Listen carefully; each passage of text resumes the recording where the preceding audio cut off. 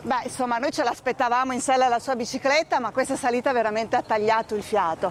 Assessore Manzato, vice governatore della Regione del Veneto, qui siamo in questo territorio splendido, in un'occasione veramente ghiotta di promozione del territorio, perché qua ci sono centinaia di telecamere puntate su un'area, una zona ad hoc per i suoi vigneti, ma ad hoc anche per le sue bellezze. Sì, è un momento importante non solamente per lo sport del ciclismo, oggi stiamo anche a celebrare questo, ma per tutta la promozione del territorio, perché siamo in un territorio che è fatto patria del prosecco come prodotto, ma anche tutta l'enogastronomia, ma soprattutto l'ambientazione che è stupenda, non ha niente a che invidiare con la Toscana, con le colline toscane.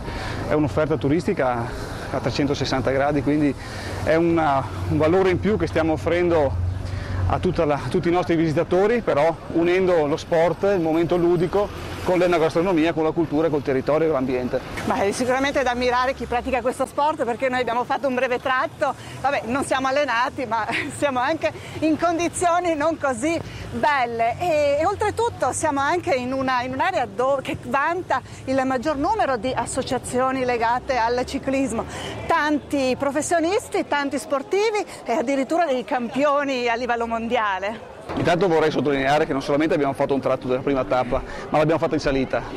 Vabbè, e questo non ci sono giustificazioni. Però ha perfettamente ragione, nel senso che non solo ci sono tantissimi ciclisti e che questo è un po' il Veneto, è un po' la patria del ciclismo.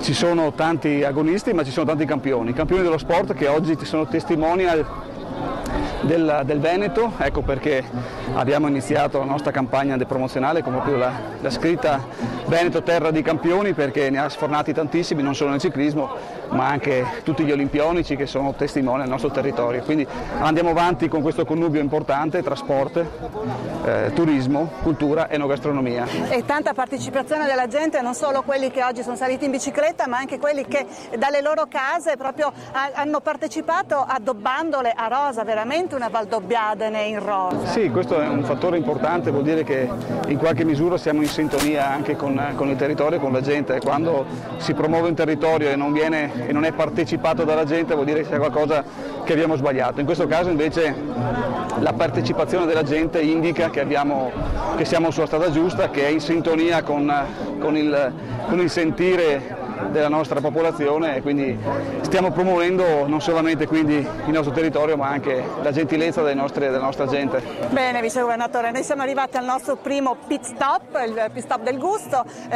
Slow Food ha disposto lungo il percorso dei presidi, offrendo delle tipicità, quindi insomma non solo le abbiamo raccontate, adesso ce lo siamo meritato, andiamo anche a rifocillarci un po'.